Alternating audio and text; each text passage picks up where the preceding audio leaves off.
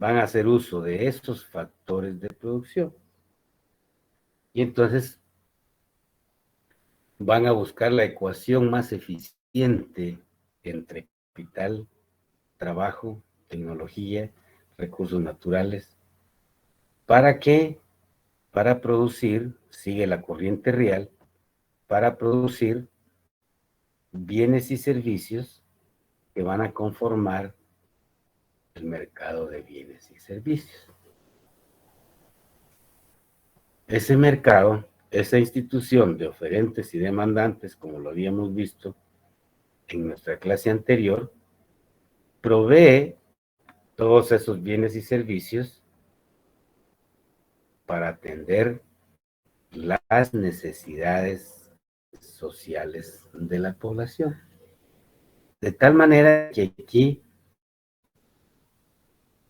pueden situar ustedes la polémica entre el interés social y el interés individual.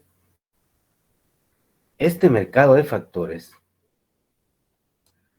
claro está, mercado de factores, cada uno de ustedes recibe un ingreso y es autónomo en la decisión que toma con relación a qué hace usted de ese ingreso. Teóricamente hemos estudiado que ese ingreso, una parte se destina al consumo de bienes y servicios para atender nuestras necesidades de sobrevivencia, y lo que no se consume se ahorra. ¿Ok? A esto se le denomina la corriente real o el flujo real del sistema económico. Lógicamente, para poder las empresas llevar estos factores de producción y, repito, crear la ecuación más eficiente de factores de producción, lógicamente tienen que ir al mercado. Y este flujo que está punteado acá es la corriente nominal. También se le denomina o se le puede denominar corriente financiera.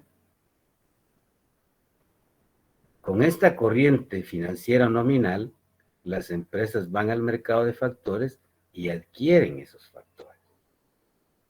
Lógicamente, esta corriente nominal va a constituir el flujo de ingreso de los dueños de los factores de producción. En otras palabras,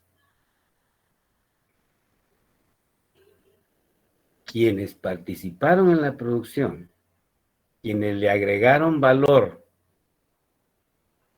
a un proceso de transformación de materias primas en bienes finales que van a dar al mercado, ¿sí? Es la remuneración de los factores de producción. Por eso ya, y por la naturaleza que estamos conociendo ahora, comprendan que al valor agregado se le denomina, en términos generales, remuneración de factores de producción. Este ingreso, las familias, lógicamente van a ir al mercado a comprar los bienes y servicios que necesitan. Al adquirir esos bienes que necesitan, ese flujo nominal o financiero se va a constituir en el ingreso de las empresas. ¿Ok? Ingreso de las familias, personas individuales, y aquí de la persona jurídica o de las empresas, donde se sitúan los procesos de producción. Este es el circuito real y nominal de una economía cerrada. Allá te explicaron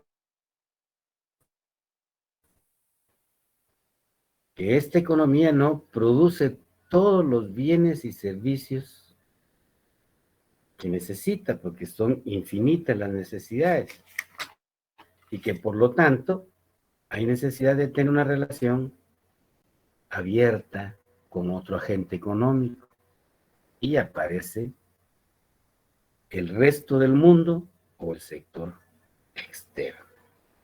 ¿Ok?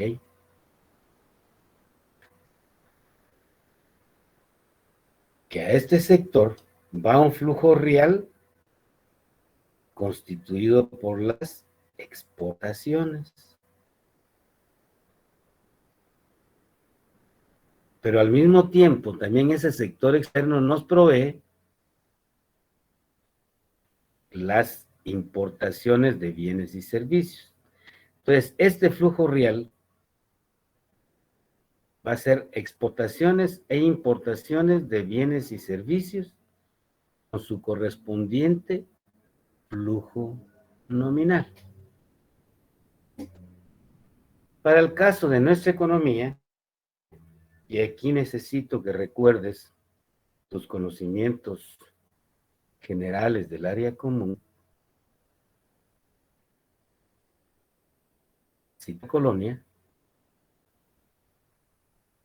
nos pusieron a producir para atender necesidades también del sector externo, a lo que se le denominó modelo de desarrollo agroexportador, porque nos dieron la característica de ser países productores de materias primas de origen agropecuario, las cuales, después de que se agotaron las minas de oro, ya no encontraron materiales preciosos, y ahí tienen la base ustedes de toda la historia, ¿sí? Se acaban con los materiales preciosos, aparece el añil, la salsa parrilla, hasta llegar al café y la revolución de 1871, que se los menciono solo con el objeto de que vean que fuimos productores de 2, 3 productos de origen agropecuario para atender la demanda externa. Pero también la producción produce para atender la demanda interna, la de las familias. Repito, lo complementamos con importaciones de bienes y servicios finales e intermedios, los intermedios para atender las necesidades de producción y los finales para atender necesidades de la familia. Comprendido esto, yo les invito a que revisen la vestimenta que tienen y que me diga alguien o algunos están usando prendas de vestir producidas en Guatemala o si todas son de carácter importado. Por favor, les pido que nos cuenten, pues, si alguien tiene alguna vestimenta de origen nacional o si todos tenemos vestimenta que el país importa. Para no mencionar nombres, empecemos voluntariamente.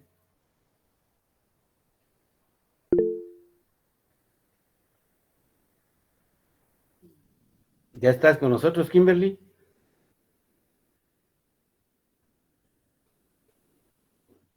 Todavía no. Kimberly.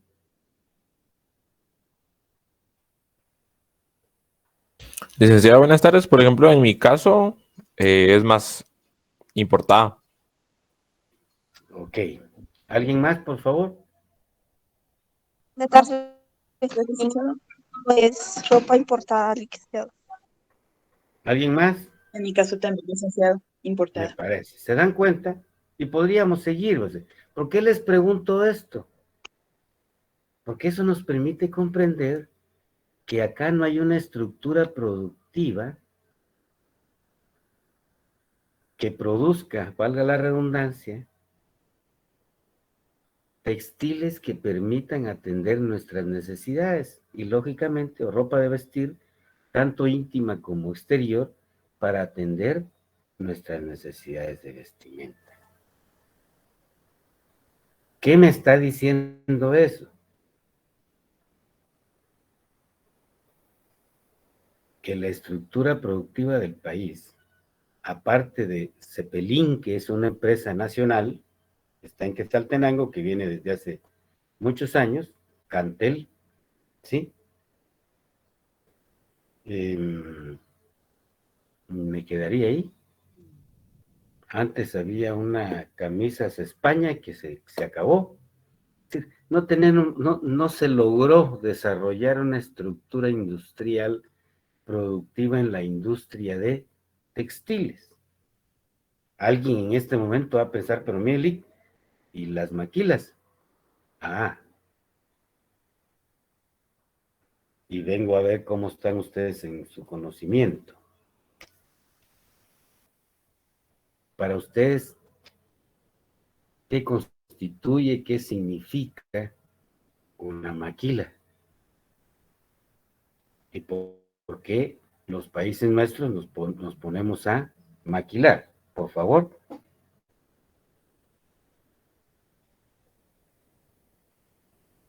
En sus palabras, les dije, no tengan pena, yo no los voy a calificar por lo que digan. Licenciado, para una maquila, pues donde se da un proceso de producción a gran escala o nivel masa, ¿verdad? Aunque lamentablemente, pues hablando con lo que usted indicaba sobre la vestimenta adicional o lo importado, pues como se produce acá tanto camisa, ropa, variedad, lo que eso se va para otros países. Ok, muchas gracias, excelente. ¿Alguien más quiere complementar? ¿Quién me habló? Yo, licenciado. Sí, tu nombre, perdona que no estoy viendo la lista de estudiantes para ver quién está tomando la palabra, pero bueno, quién quiere complementar a nuestra compañera colega? Gabriela. Gabriela, ¿quién quiere complementar a Gabriela? Gracias, Gaby. Licenciado, algo que también podríamos complementar es de que este tipo de producción que se coloca aquí en Guatemala y que está muy presente son empresas extranjeras que aprovechan la mano de obra barata, podríamos decir, en Guatemala, y todos los productos que se producen, valga la redundancia, tienen como destino la exportación. Por eso es de que no tenemos ningún producto hecho aquí en Guatemala, en el caso de las vestimentas, ¿verdad? Muy bien, muchas gracias. Van muy bien. ¿Alguno más quisiera complementar? Sí. Algo diferente, por supuesto.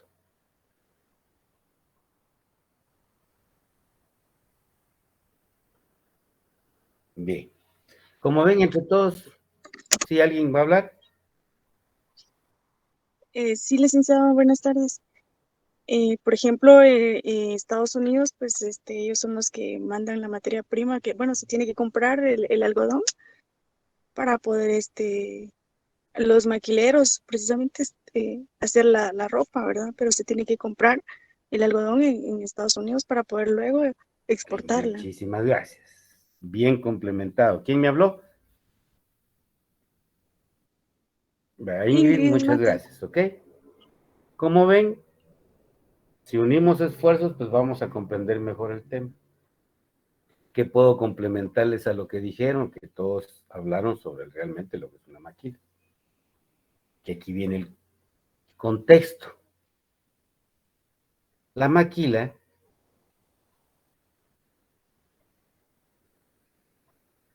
tiene dos características fundamentales. En un tiempo se caracterizó por ser un capital golondrina. ¿Qué significa ese capital golondrina? Significa que el capital extranjero, la inversión extranjera,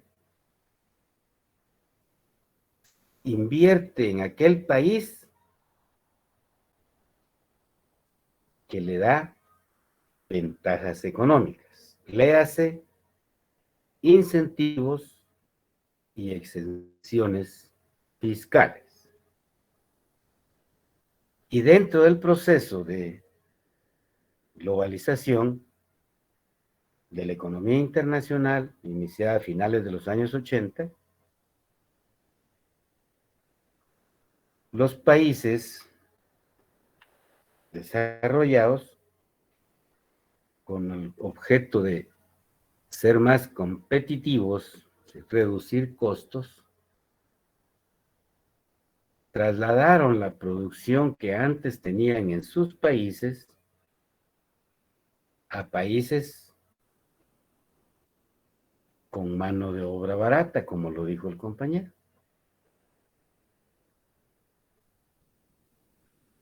Y nos metieron a todos en el proceso de globalización comercial.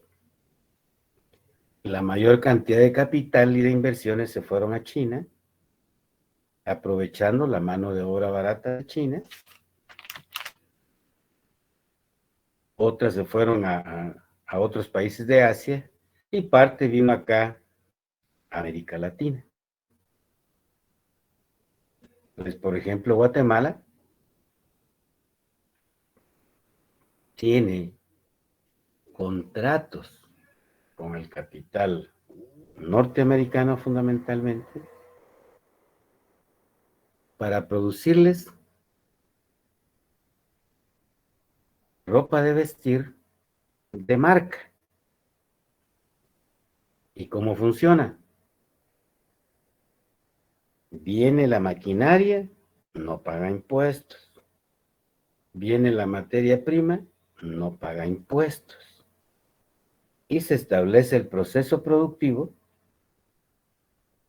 en donde lógicamente se contrata nada más mano de obra. El contrato lógicamente es cerrado. Estás produciendo acá, aprovechando mano de obra, pero ese producto ya tiene dueño. Tommy, Adidas, ok, ya tiene dueño. Lógicamente esa producción va a irse para allá y lógicamente constituye exportaciones para nosotros. ¿Sí? Pero como bien dijo la compañerita, toda la materia prima viene del sector externo, o sea, del país con quien tengo yo el contrato para proveerle esos vestidos con los modelos y las calidades que ellos necesitan. Si hay algún error, lógicamente no te van a recibir el producto. Y aquí viene el tema. Esa producción, muchas veces con errores que no la reciben allá, la meten al mercado nacional. Esa debería de pagar los impuestos, porque para el país significa una importación. Entonces, lo producimos acá, lo mandamos al resto del mundo, y luego si queremos usar lo que tenemos encima de marca, lo importamos para que venga al mercado y pueda atender nuestras necesidades. ¿Ok? Esa es uno de los aspectos importantes de la maquila, pero el país, y ahora, ¿por qué les pregunté eso? El país, o mejor dicho, esa producción no paga impuestos en el país, está exenta de impuestos. Y en esa medida, esta economía, que ya no es cerrada, sino abierta, participa otro agente económico. Y el otro agente económico se llama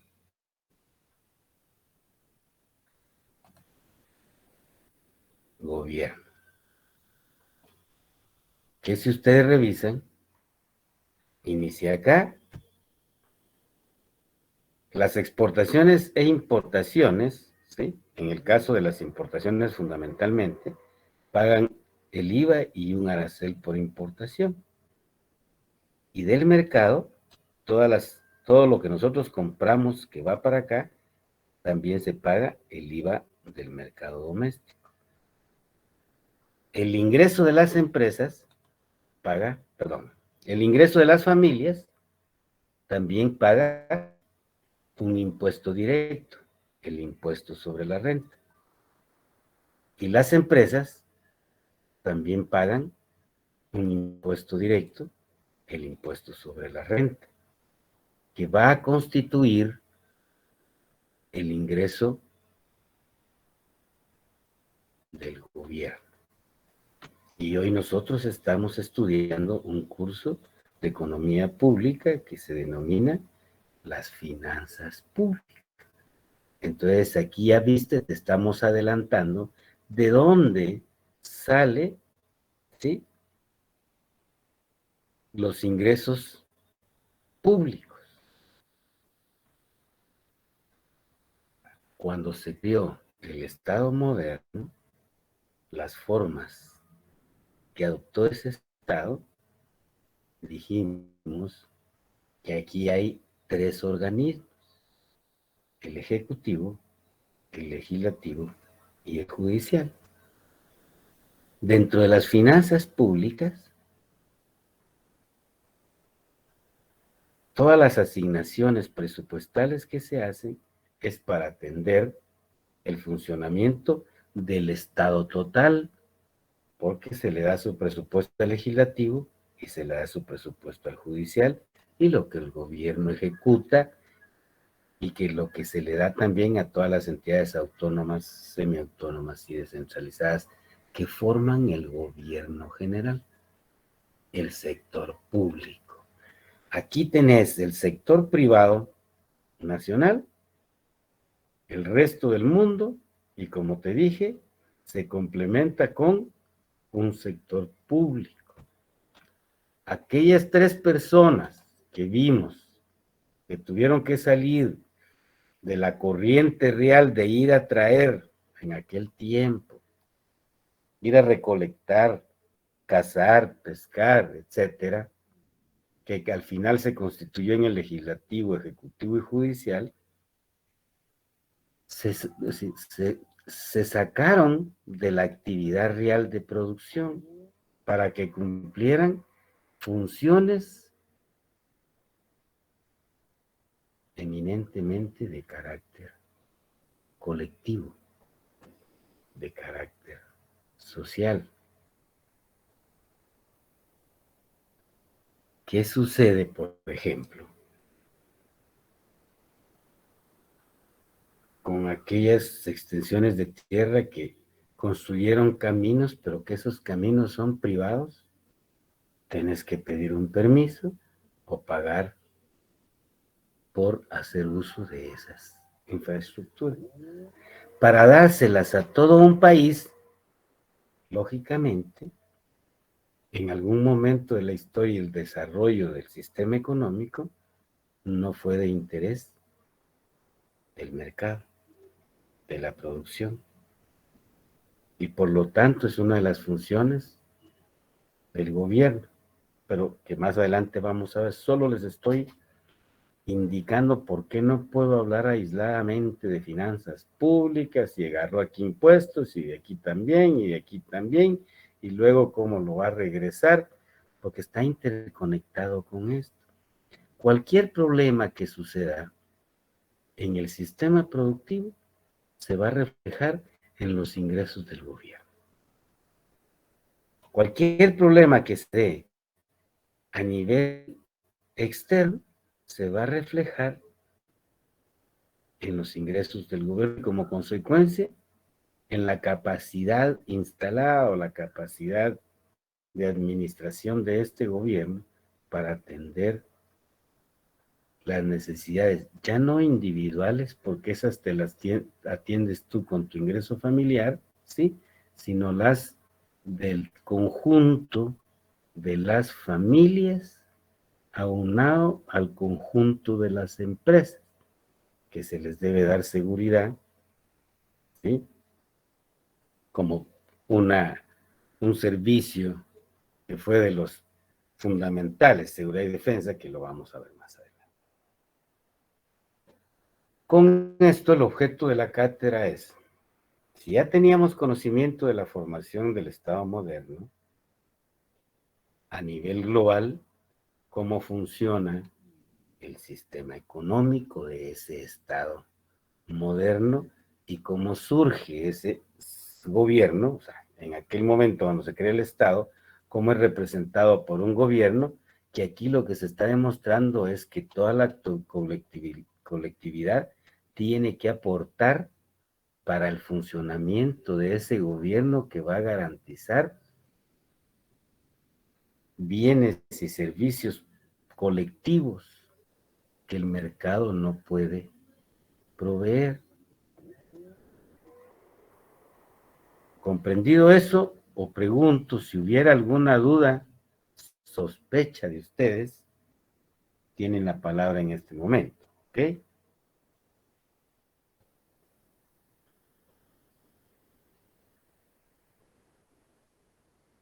Por el silencio que escucho, porque no lo puedo ver, me imagino que no hay dudas. Licenciado, una Veamos pregunta. entonces. ¿Qué manda? Ahí en el ISRP, ¿a qué se refiere con la P? ISR es de las personas individuales, impuesto a la renta de las personas individuales, de las empresas. Vale. Gracias. Aquí sería, puedes poner F, ¿verdad? De las familias, pero como es la persona individual, por ejemplo, en tu familia, si sos objeto de que te deduzcan ISR, no solo eres tú, tal vez tenés otro hermano que también, o tu papá, o tu mamá. Entonces, pero de aquí sale el impuesto sobre la renta personal de las personas, de forma individual, de acuerdo a su nivel de ingreso, ¿ok? Entonces, como indicaba, y si no tenían duda, el gobierno también va con su corriente real a adquirir los factores de producción que necesita de las familias. También va al mercado de bienes y servicios a adquirir los bienes y servicios que necesita para operar. Aquí ya ves el lado del gasto, ¿ok? Las dos variables fundamentales de las finanzas públicas. Lógicamente,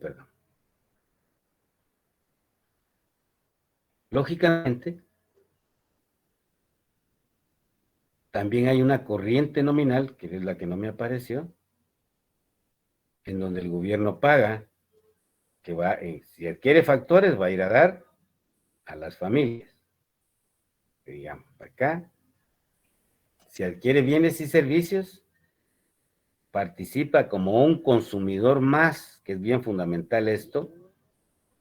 Por eso el gasto de funcionamiento se constituye en el consumo de gobierno, ¿ok? Porque pasa a ser un consumidor dentro del mercado de bienes y servicios.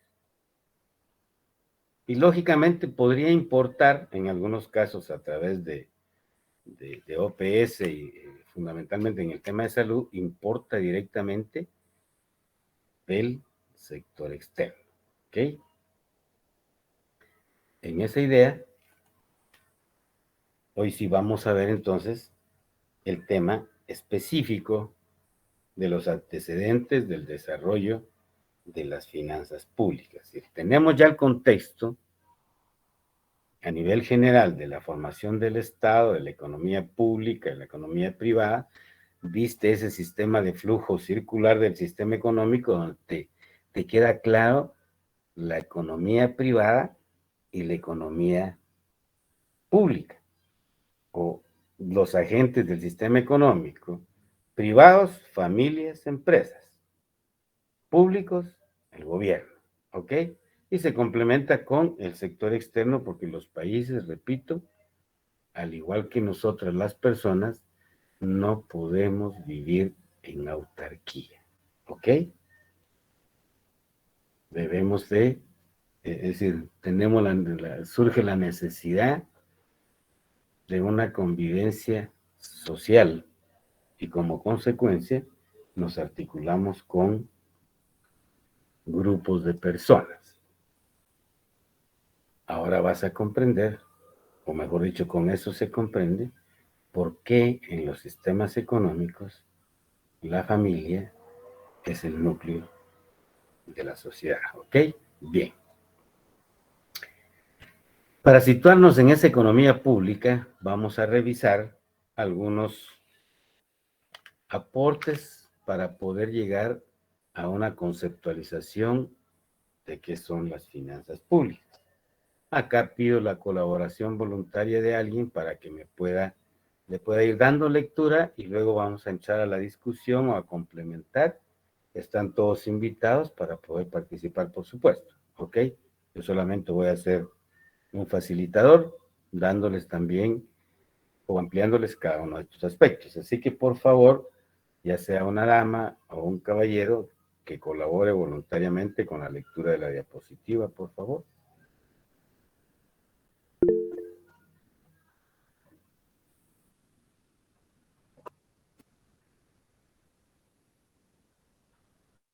Les comieron la lengua a los ratones.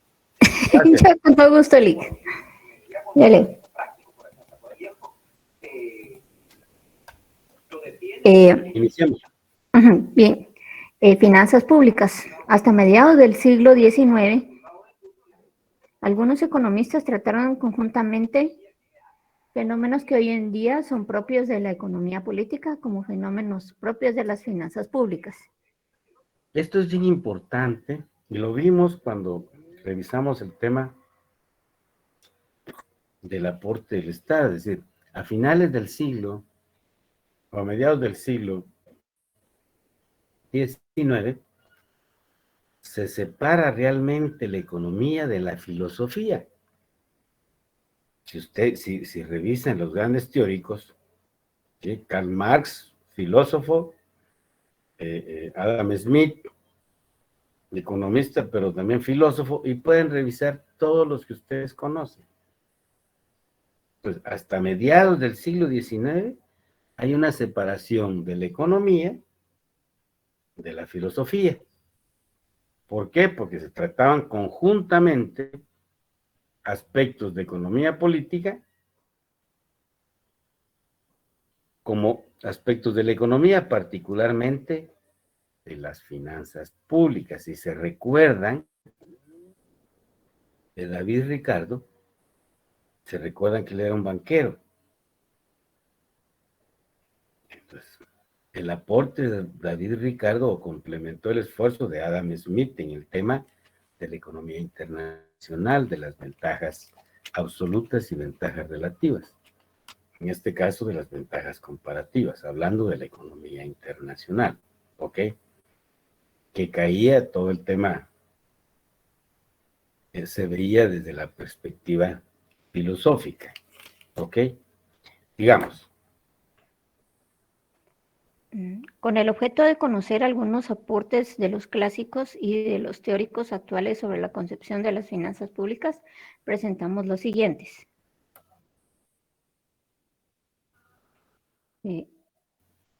Uno, en el conjunto de reglas y principios que determinan la manera de constituir, administrar e invertir el patrimonio público. Ok, ahí tienes un primer aporte que dice que las finanzas públicas es el conjunto de reglas y principios que determinan la manera de constituir, administrar e invertir el patrimonio público. Aquí estamos frente a un concepto o a una definición del concepto de finanzas públicas, ¿sí? Que hace énfasis en reglas y principios. Cuando les pregunté su carrera de diversificado para los peritos contadores, ok, esto va a ser muy común porque la contabilidad privada se guía por reglas y principios. Para el caso de las finanzas públicas, lógicamente para atender un proceso, porque primero hay que constituir, es el ingreso, administrarlo e invertirlo. ¿Ok? Por favor, sigamos.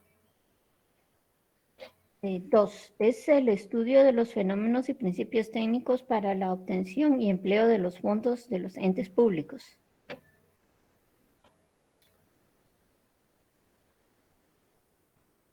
Este otro aporte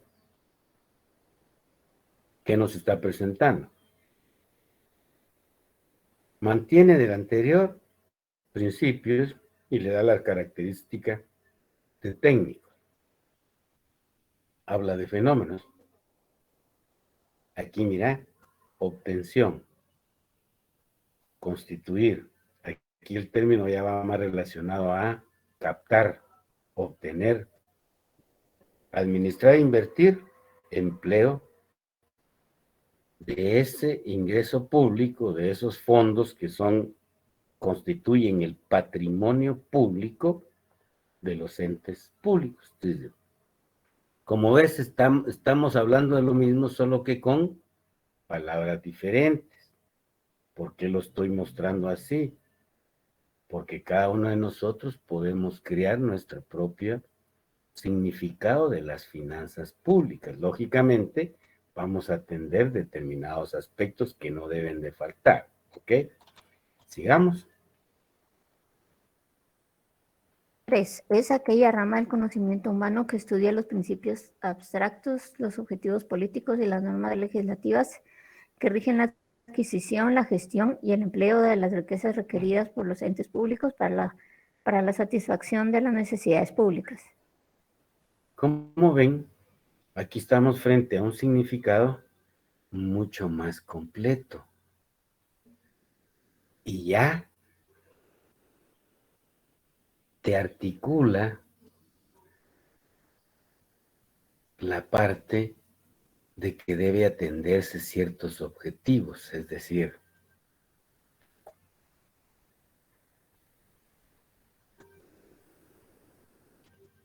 el estudio de los principios. Cuando hablamos de abstractos es porque están incluidos en un documento, ¿no es cierto? No los puedes tocar el documento, pero los principios no. ¿Ok? Pero ese documento se elabora para cumplir determinados objetivos políticos y que se debe de plasmar esos principios abstractos y los objetivos en normas legislativas que regulan, en leyes. Y aquí viene la unidad que les dije yo que me iban a investigar ustedes, desde la Constitución Política de la República hasta la última ley de impuestos que tengamos, ¿sí? Que nos dicen o que le dicen a los funcionarios y empleados públicos cómo debe de recolectarse, recaudarse, adquirirse los impuestos o los recursos económicos. Dice esa ley también cómo debe hacerse la gestión y el empleo de esas riquezas requeridas por el Estado para su funcionamiento, pero hay un objetivo político: satisfacer necesidades de orden público. ¿Ok? Ahora trae a tu mente, ya tenés acá un aporte mucho más integral, lleva a tu mente qué es lo que está pasando ahora. Pues han escuchado o han leído que el Ministerio de Finanzas empezó con supuestamente la transparencia para ir a conocer, invitó a los sectores y un día distinto conocen aspectos de cada uno de los ministerios para ver el presupuesto, para a dónde debe asignarse, cuáles son las necesidades públicas insatisfechas, etcétera, etcétera, etcétera, ¿ok?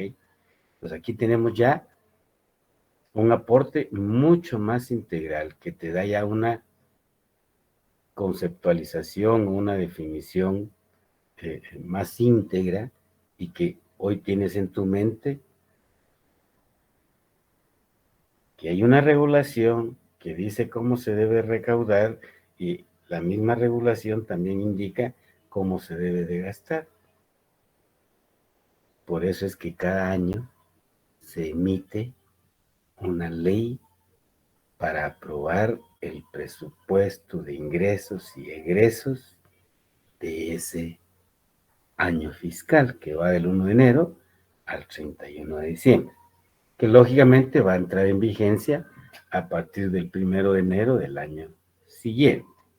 Pues, ojo, hago énfasis en esto, la necesidad de una ley, la necesidad de normas legislativas, ¿ok? ¿Ves entonces cómo vamos a integrar todos estos aportes? Necesidades públicas, finanzas públicas, ¿ok? Necesidades públicas, servicio público, gasto público, recursos, ¿ok? ¿De dónde obtengo los recursos? ¿Qué ampliamos acá? Necesidades públicas. ¿Qué vamos a comprender por necesidades públicas? Son las que surgen, se originan en la vida colectiva. ¿Y quién las debe de atender? El Estado. Bueno, aquí ya tienes una función adicional a la original de aquellos siglos en donde se inicia la creación del Estado, ¿sí? Adicional porque en aquel tiempo, cuando la iglesia era el Estado, que lo viste ahí, era la responsable de atender aspectos sociales. Claramente o posteriormente se le da al Estado atender. ¿Qué vamos a comprender por servicio público? Es toda la actividad que el gobierno como representante del Estado debe desarrollar para crear los bienes y servicios públicos que permitan atender esta necesidad. Lógicamente, las necesidades o la producción de bienes y servicios públicos se va a realizar a través del gasto público. Y el gasto público, lógicamente, va a requerir de los recursos a través de erogaciones y previsión de los recursos, de tal manera que ahora comprende la importancia del flujograma que acabamos de ver, en donde cómo capta de los ingresos tanto de las empresas, familias y del sector externo, y luego cómo lo devuelve al mercado para adquirir factores de producción, trabajo, bienes de capital, maquinaria y equipo, ¿ok? A lo que dentro de la jerga de gasto público se conoce como gasto público de inversión, ¿ya? La adquisición de maquinaria y equipo. Y lógicamente las construcciones en infraestructura civil, vial, portuaria y aeroportuaria forman el gasto de inversión. Y todo el gasto de funcionamiento, todo el gasto público de funcionamiento se constituye en un consumo de gobierno para poder operar y poder prestar esos servicios o producir los bienes y servicios públicos. ¿Ok? Que podríamos tenerlo como un diagrama o un mapa conceptual de lo que estamos hablando sobre finanzas públicas. Por favor, ¿quién me estaba ayudando? Cecilia, conforme la sociedad alcanza niveles mayores de desarrollo relativo, el gobierno a través de las finanzas públicas debe desarrollar otros imperativos, como lo es el mantenimiento del nivel de la renta nacional, su crecimiento, su justa distribución, estabilización macroeconómica para corregir los ciclos de la actividad económica, etcétera. A este estudio se le denomina finanzas funcionales o dinámicas. Ok.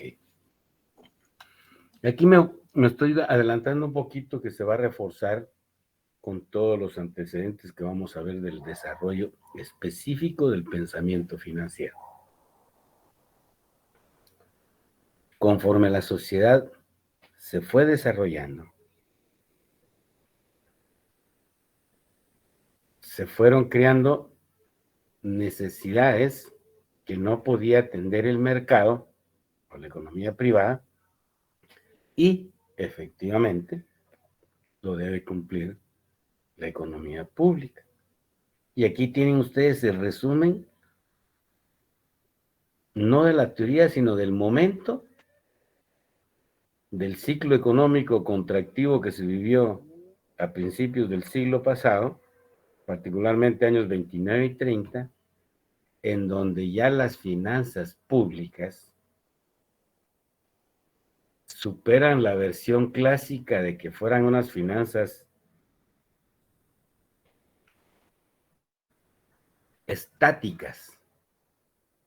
Se recuerdan y lo van, me imagino que se recuerdan por doctrinas económicas, pero lo vamos a revisar nuevamente. El Estado gendarme. La crítica de la creación del Estado, no del Estado, sino del gobierno, que no genera riqueza, sino simplemente es un consumidor de la riqueza social, de la riqueza colectiva, para atender defensa y seguridad, que son los imperativos o las necesidades absolutas que desde que se inicia la organización social con la monarquía absoluta, debía de cumplir esa estructura gubernamental, esa monarquía. Seguridad y defensa, por todas las situaciones que ustedes conocen de esa bendita historia. Pero es bien importante el paso de una concepción estática de las finanzas públicas, particularmente por el lado del gasto, a unas finanzas públicas dinámicas, funcionales. ¿Por qué? Porque ya van a atender objetivos políticos. ¿Cuáles son los objetivos políticos? Los imperativos que se le adicionaron: mantener el nivel de la renta, o sea, la estabilidad macroeconómica, crear condiciones para el crecimiento económico, redistribuir de forma eficiente, equitativa, ¿sí?, el patrimonio público que se obtiene a través de los impuestos. Y lógicamente esta función se realiza a través específicamente de las finanzas, la realiza el Estado a través de las finanzas públicas, sustentada en la teoría keynesiana, para poder enfrentar los ciclos económicos, es decir, corregir los ciclos de la actividad económica o los ciclos económicos generados por los fenómenos económicos. Ya habíamos platicado un poco, me imagino que le están dando seguimiento a programas y a lo que escriben en prensa sobre el tema, que no pierde vigencia, del fenómeno inflacionario que está viviendo el mundo y de cómo lo pueden enfrentar cada uno de los países. ¿Ok? Bien, sigamos. Sin embargo, cualquier definición deberá de comprender las tres tareas fundamentales de la actividad financiera del gobierno. Abarca obtención de recursos públicos, su administración y su empleo. Ok. ¿Cómo ven? Cualquier concepto que creemos nosotros tiene que hablar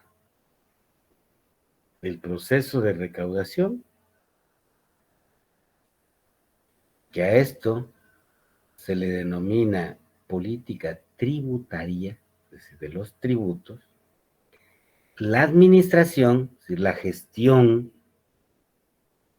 cómo tener una administración eficiente de esos recursos, que significa recaudarlos al menor costo, y luego su empleo, que debe de responder a aquellos objetivos políticos: estabilidad macroeconómica, crecimiento económico, redistribución de la riqueza, ¿ok?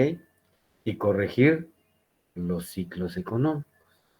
Entonces, aquí tenés la política tributaria en la línea de la recaudación y en el uso o en el empleo de esos recursos vas a tener la política fiscal, ¿ok?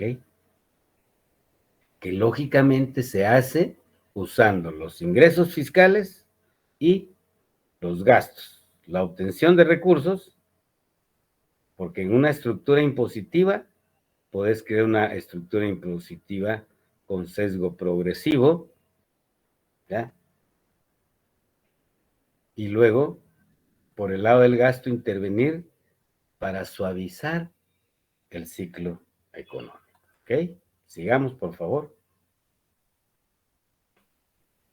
Otro aspecto importante de la actividad financiera del gobierno es su campo de acción con relación a la actividad que realiza el sector público, economía pública, y el sector privado, economía privada. ¿Se recuerdan que vimos al principio, como hemos dicho en el programa, el reconocimiento concreto de la existencia de dos sectores en el sistema capitalista? Es una economía mixta, economía privada, economía pública. Pero ya comprendimos el origen, que no quiero que lo olviden, que surge ese gobierno como representante del Estado para atender necesidades colectivas, en otras palabras, para complementar la función de la actividad privada. ¿Ok? Vean desde cuándo aparece ahí que nos separamos de la economía política. Posiblemente al final del curso ustedes puedan ya tener, no posible, seguro que van a tener información para decir si es un problema. O sea, si lo que el país está viviendo, si corresponde al campo eminentemente económico, de política económica, fiscal, monetaria, cambiaria, crediticia, perdón, crediticia, o responde a un fenómeno de economía política. Si el problema que hay es de economía política. Y cuando hablamos de economía política, ¿sí?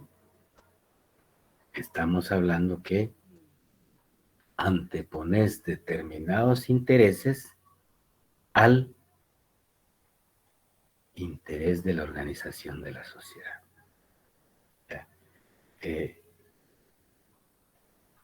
Lo vimos o lo viste ya en ciencia política, ¿sí? Como tema, la economía política la viste ya como lucha de clases.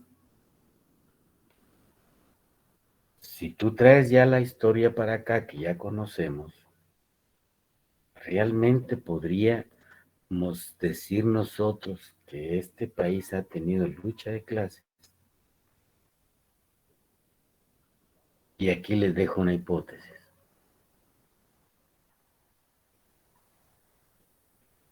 O que hagas la diferencia entre la actitud de la sociedad guatemalteca versus la actitud de la población de otros países para resolver sus problemas. Me imagino que escuchaste las noticias de Panamá para no irme muy lejos, y entonces ves si nosotros tenemos esa cultura. O lo que ya estudiamos, si el haberse establecido acá el reino de la colonia, en nuestro país, sojuzgó a todas las generaciones futuras que lógicamente nuestra actitud es mucho más pasiva con relación a otras poblaciones, ¿ok? O puedes ver si hay verdaderamente lucha de clases, que en algún momento la identificaste, o le puedes preguntar a tu papá qué épocas se vieron más conflictivas y en donde lógicamente logró tomarse algún objetivo de carácter social para enfrentar aspectos de carácter dictatorial o circunstancias que en algún momento llevaron al país a lo que ustedes ya conocen. Si no conocen el conflicto no interno, es importante que lo tengan claro para entender el funcionamiento del sistema económico en esa etapa y poder responderte por qué estamos en esta otra etapa. O sea, cada vez que yo planteo esto, jóvenes, lo hago con la intención de decirles que es el conocimiento de todo esto a través de las finanzas públicas me permite comprender todo el fenómeno que ocurre en el país, ¿ok? Por esta relación o porque no se puede hablar aisladamente de los dos aspectos. El mercado no existiría si no hubiera regulación, ¿no es cierto? Es decir, vos querés armar una empresa, si no hubiera una ley que te dijera qué requisitos debes de llenar, qué pasos tenés que hacer, a qué autoridad acudir, no podrías hacerlo, ¿ok? Pero ahí lo dejo para chequear más adelante. Por favor, sigamos. El sector público comprende la economía del gobierno central, los gobiernos locales, las entidades autónomas y semiautónomas y las instituciones descentralizadas. La responsabilidad de este sector es de velar por los intereses generales de una comunidad, haciéndolos primar sobre los intereses privados. Ver artículo 1 de la Constitución Política de la República de Guatemala. Bien. ¿Alguien tiene ahí o le preguntas a Google para ver el artículo 1 de la Constitución Política de la República de Guatemala? Que pueda leer el artículo 1, por favor.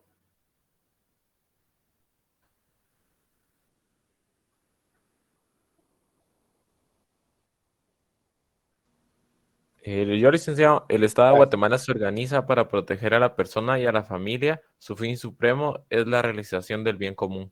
Vale. Ahí está muy claro. Pues, ¿te acuerdas que te comenté y te complemento ahora? En aquel momento de la unión entre la burguesía, o sea, en otras palabras, los comerciantes y los monarcas, para debilitar al señor feudal, ¿ok? Se hace, como he dicho, es donde surge el liberalismo económico y el liberalismo político, y es donde se hace o se plasma en cómo crear un Estado. Y crear un Estado es a través de la constitución de ese Estado. Por eso se llama constitución política. ¿Ya?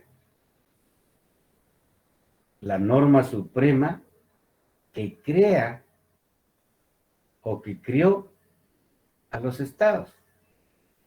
Y ahí tenés un sustento jurídico en el artículo 1. El Estado se organiza para proteger a la persona, te pone el individuo, lógicamente, la unión de individuos de diferentes sexos, por supuesto, ¿sí? Constituye la familia, entonces protege a la persona y a la familia. Y su fin supremo, ojo, lo máximo, pues, en la pirámide, lo más alto, lo supremo es el bien común. Y pueden revisar cualquier documento, cualquier constitución de los estados modernos y les va a aparecer, en otras palabras, exactamente lo mismo. ¿Por qué? Porque esa figura abstracta que se llama Estado nace a la vida jurídica mediante las constituciones, mediante una norma suprema, así como nace a la vida jurídica una persona. Vos tenés ya obligaciones, derechos y obligaciones a partir de los 18 años. ¿Por qué? Porque así lo dice la ley, que ya podés tomar por tu propia cuenta. Antes de los 18 son tus padres, ¿ok? ¿Cómo crear una persona jurídica, empresa que es abstracta? Conoces el nombre y se localiza en tal edificio, pero nunca le has dado la mano a la persona jurídica, los Patitos S.A.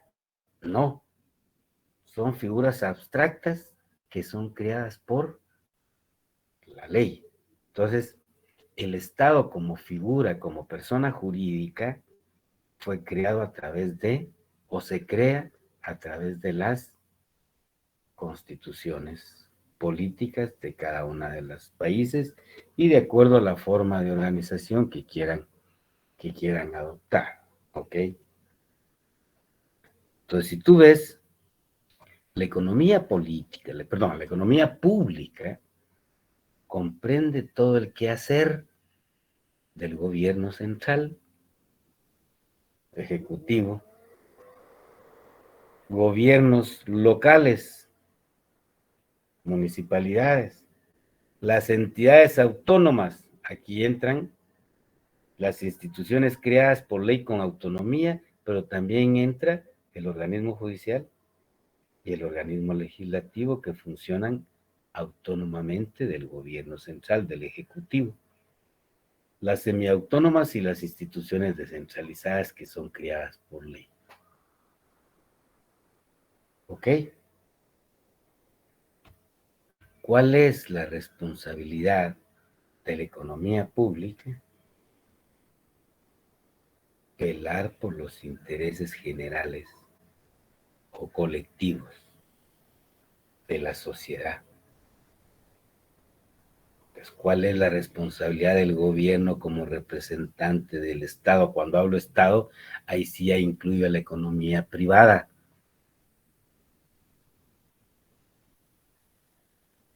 ¿Ok? Esa responsabilidad, lógicamente, es cumplir las funciones a través de una organización, a través de una administración de carácter público con las diferentes variantes que ya tienen acá, que todas en conjunto conforman lo que conocemos como sector público, o que se conoce en otros lados como gobierno general. Estás hablando exactamente de lo mismo, ¿ok? Entonces, si ves la importancia de tener un conocimiento como cultura general de lo que está regulado en la Constitución. Si desarrollamos ese fin supremo, que es el bien común, la filosofía del bien común te incluye la eficiencia que debe de tener esta administración para atender aquellas necesidades públicas. Te incluye otro principio. El bien común es un principio, ¿ok? El de justicia social.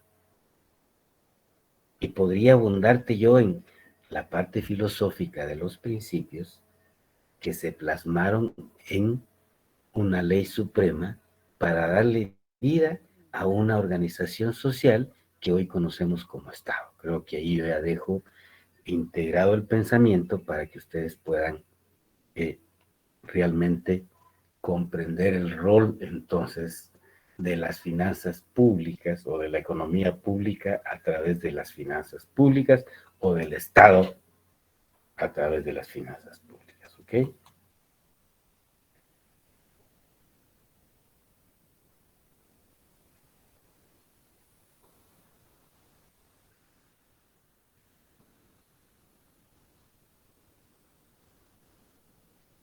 Este gráfico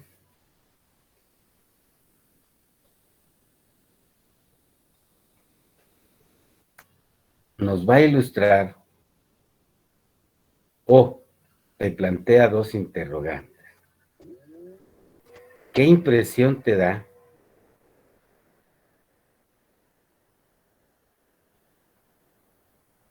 y cuál es el contenido? ¿Qué me está diciendo? En otras palabras, estoy adelantando un poquito para decirte que cualquier gráfico con datos como los que tienes acá, ¿ok? Tienen atrás estos números fríos, tienen atrás un análisis cualitativo, en donde nosotros los economistas tenemos y vamos a tener toda la base suficiente para explicarlo precisamente en esos términos económicos que se reflejan acá. Pregunto, ¿qué impresión les da este gráfico?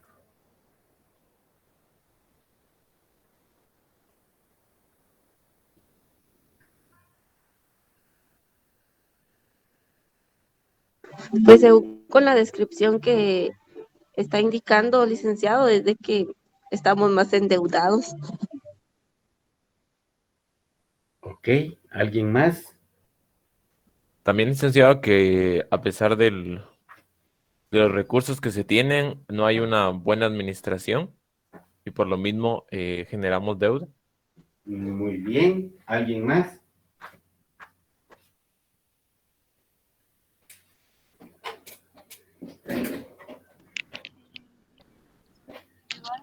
Pues podría ser también como un futuro complicado, ¿no? Porque al momento de, pues la deuda se hace más grande, entonces eso hace eso hace que en un futuro sea más difícil lidiar con ello. Muchísimas gracias. Felicitaciones por las participaciones. ¿Alguno más tiene alguna impresión? Que el presupuesto de la nación cada año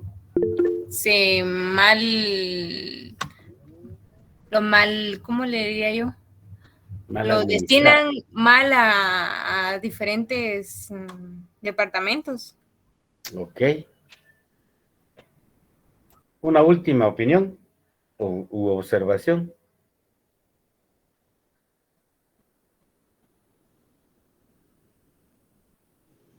Licenciado, lo que observo es que somos las personas individuales las que llevamos siempre te, esto, te tratando felicito. de solventar las deudas. Ok, los felicito, colegas, porque están en la línea, ¿ok? De veras que sí los felicito porque ahí hay mucho contenido. Con este gráfico que te da una impresión, y voy a iniciar por el último aporte que nos dio la compañerita, ¿ok? O sea, comprende lo que acabamos de conocer. El Estado es una figura abstracta. El Estado, dijimos, ¿se recuerdan los elementos del Estado? El ordenamiento jurídico, la población. Vimos el flujograma de empresas, familias, gobierno. La carga. O sea, mira el manejo como indicaban ahí, la necesidad de una administración eficiente de esos recursos, ¿sí? La necesidad de una administración eficiente en la política tributaria de recaudación para poder obtener lo que realmente el país necesita para poder atender esas necesidades. Ojo, ante esto, uno, si comprendimos que el Estado es abstracto, como dijo la colega última, la carga es para la población. Y en la medida que vaya creciendo el tema de la debilidad de recaudación, va a ir creciendo más la necesidad de la deuda. Hoy por hoy, y han salido algunos, esto fue en el 20, creo yo, en el año 20. Ya va bueno, ahorita ya sobrepasó este monto, con el año 2021, pero si tú divides para tener un dato real los 200,000 millones de deuda dentro del número de familias, toma la población, la dividís en un promedio de 4.5 o de 5, porque no hay medias personas, sacás el número de familias y dividís eso, y entonces vas a sacar un dato per cápita para cada familia. O si tomas toda la población, lo dividís dentro de toda la población y vas a ver la carga que ya tiene cada persona, incluido aquel que nació hace una hora, que no sé cuántos nacieron hace una hora, ya viene endeudado. cuando sacas la per cápita. O sea, ¿cuál es la impresión? El contenido. Aparte de los datos, bueno, acá puedes hablar económicamente que el comportamiento de la deuda tiene una pendiente positiva derivada a que cada año se ha incrementado más, solamente que hay un tema importante de resaltar que por un fenómeno extraeconómico en el año 2020, esa tendencia positiva de crecimiento, pues, da un salto cualitativamente diferente y cuantitativamente diferente al monto anual de crecimiento de los años precedentes. Pero los efectos de esto, ojo, aparte de la carga, significa, ¿y cómo la vas a pagar? Porque se va a requerir más, cada año más, del ingreso del gobierno para poder pagar los intereses y el servicio de esta deuda, que ya debe de rondar los 19,000 millones de quetzales. Y si tú dividís esos 19,000 millones de deuda dentro del presupuesto o dentro de los ingresos que se esperan percibir, que según indica eran de 74,000, que pueden subir a 80,000, entonces vos dividís 19 dentro de los 80,000 que puedan, y te resulta que el 24% de lo que se va a recaudar este año, tristemente ya no lo puede usar el país, porque es para pagar el servicio de la deuda. Entonces, todo eso, que es lo que te dije, al final del curso tú vas a estar preparado solo con ver un gráfico para ver los efectos que eso tiene en la economía individual, en el sector privado, ¿ya? Y lógicamente en el futuro de ese sector privado, como digo la compañera, de las familias. Con este paso, y que no hay cobertura en educación, ¿qué va a hacer la nueva población que llega a la edad de educación?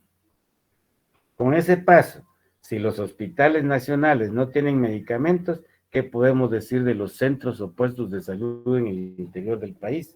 ¿Y qué capacidad de prestar a esos servicios públicos? Ojo, cuando hablamos originalmente del tema de los artículos que les mandé, les dije, por favor, vean la importancia de la institucionalidad. Cuando tú no tenés servicio en todos aquellos puestos y centros de salud, ahí no hay presencia del Estado. Ahí se debilitó la institucionalidad.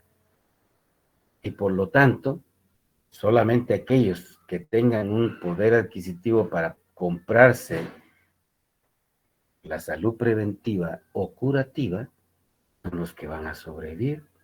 Los que no, ¿a dónde lo estamos destinando? El destino es una muerte paulatina, si no es que rápida. Vaya, ¿de quién era la responsabilidad? ¿Qué dice el artículo número 1? ¿Y qué dice el resto cuando habla de la salud pública? Totalmente gratuita. El Estado es corresponsable. Y los funcionarios públicos, o los que fuimos funcionarios públicos en esas áreas, somos los responsables de prestar el servicio. Y si la gente fallece, hay una responsabilidad de carácter penal y civil. ¿Por qué? Porque el mandato de la Constitución está claro. Hago énfasis en esto, jóvenes, porque ahí también vamos a ver el mandato de cómo deben de ser la administración de las finanzas públicas, de qué debe contener el bendito presupuesto, ¿ok? Pero vean que está normado, para que vean la información que surge de un gráfico o de un cuadro. Y que este va a ser tema de estudio en los aspectos conceptuales de la deuda pública, y si la deuda pública es una carga o no es una carga, lo vamos a discutir. Solo quise poner esto para reafirmar la figura abstracta del Estado, que al final la carga va a ser para la población. ¿Ok? Lo dejo ahí, solo, y felicito los aportes, colegas, porque sí es bien importante. Aquí podemos seguir viendo el tema de la recaudación, pero en el tema que estábamos viendo, lo encontramos hasta acá. Por favor, con esta diapositiva creo que terminamos. ¿Quién me estaba apoyando?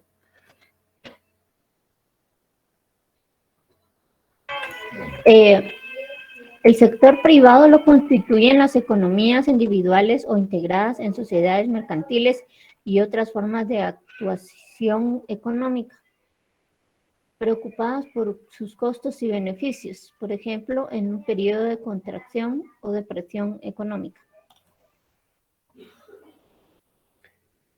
En ese periodo, en ese ejemplo de contracción económica, no podés pedirle a las empresas que sigan produciendo, porque sus stocks, sus inventarios están llenos. Y lógicamente, ¿por qué? Porque ellos se preocupan de sus costos y de sus beneficios, que es la esencia del mercado, que es la esencia de la inversión privada. Es decir, vos no vas a abrir un changarro o poner un negocio porque querés perder, ¿verdad que no? Tú querés una rentabilidad, tú querés una utilidad, una ganancia, llamarle como podás llamarle, ¿sí? Ese es el objeto, o sea, la esencia del mercado, la esencia de la inversión privada. ¿Va a haber decisión de invertir? Sí, solo sí, la actividad va a ser rentable. Pero en un proceso, en ese sector privado, en un proceso de contracción económica, en donde no está vendiendo, lógicamente no está obteniendo beneficios. Y que le digas tú, tiene que seguir invirtiendo, va a ser sumamente difícil, ¿ok? Entonces, allí, ¿a quién le corresponde? Por favor, termina con esto. ¿A quién le corresponde intervenir?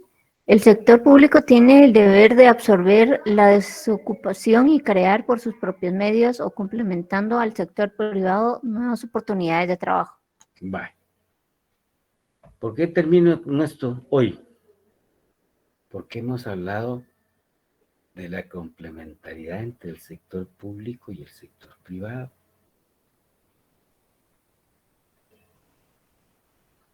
No lo digo yo, lo demostró John Maynard Keynes. Entonces, vos ya conocés como economista la teoría keynesiana. Y entonces vos ves, bueno, era lógico que le demostrara a los clásicos John Maynard Keynes que en una situación de estas, ¿cuándo iba a haber un ajuste automático? Es decir, ¿dónde está la mano invisible aquí, pues? ¿Será que el mercado va a seguir invirtiendo si no está vendiendo? Porque hay, atrás de la contracción o depresión económica que hay, desocupación de factores. Por eso la teoría de la ocupación, el dinero, el interés, ¿ok? Que plantea claramente que ese ajuste automático en este tipo de contracciones o del ciclo de la actividad económica no va a ser posible sin que le eche la mano a esa mano invisible otro sector. Pero aquí está presentado para insistir en el tema de la complementariedad económica. ¿Ok? Ejemplo concreto, para terminar, cuando les pregunté qué significaba para ustedes la maquila, y cuando les dije que los países, para atraer ese tipo de inversiones, daban exenciones e incentivos fiscales, ese es un ejemplo de complementariedad para que esas empresas generaran el empleo que generan. ¿Ok? Lógicamente, crean una condición en que tu rentabilidad, ¿ok? Tus beneficios en este tipo o en estas figuras de generar empleo a través de producción de maquila, hace que las mismas se conviertan en rentistas. En otras palabras, el beneficio lo ven porque no se va a pagar impuestos y no se va a pagar aranceles. Y hay algunos aspectos en el tema de zonas francas donde están exonerados del pago del IUCI, las instalaciones de las zonas francas, porque eso se conoce como territorio aduanero y es internacional, etcétera. O sea, hay una serie de beneficios que hacen muy rentables, muy rentistas. ¿Por qué? Realmente, desde que se instalaron pueden crecer, no porque dependen de el contrato. Hoy, una compañerita finalizó con esto, el otro día nos dijo, miren, de lo que leí, me llamó la atención este nuevo término. Y el término que están acuñando no es otra cosa más que ahora que hay diferencias con China. Muchas maquilas que están en China, los gringos podrían tomar la decisión de traerlas a Centroamérica. Este es todo el tema con ese nombrecito que cada época se acuñan algunos términos dentro del periodismo que no obedecen a aspectos eminentemente económicos. Pero te digo, eso es, bueno, con el objeto de tomar medidas de economía internacional sustentadas en las represalias. Bueno, veamos qué dicen los capitalistas gringos que están produciendo en Asia, si le aceptan al gobierno gringo venir a sondear el mercado centroamericano y colocarse acá, que es el plan de la vicepresidenta de los Estados Unidos. Convocar a esos sectores para ver si en este triángulo se logran generar ese tipo de inversiones que abran fuentes de empleo y que como consecuencia pueda tener un efecto positivo en los niveles de migración. Entonces, si ves, de un aspecto nuestro de economía, atrás siempre hay objetivos de carácter político, ¿ok? Son las 9:05, no les quito más tiempo, que tengan una feliz clase y primero Dios, nos vemos. Gracias, licenciado, igualmente. Nos vemos este viernes, ¿ok? Se me olvidó al principio, para los que se quedaron, mil disculpas, pero me asignaron un examen privado de tesis el día lunes en el periodo de clase, por eso no hubo clase con nosotros. Le pedí favor a Sergio que aprovechara ese lapso y después me los va a devolver, ¿ok? Feliz clase, jóvenes, los veo el viernes. Feliz noche. Feliz noche. Feliz noche. Feliz noche, licenciado.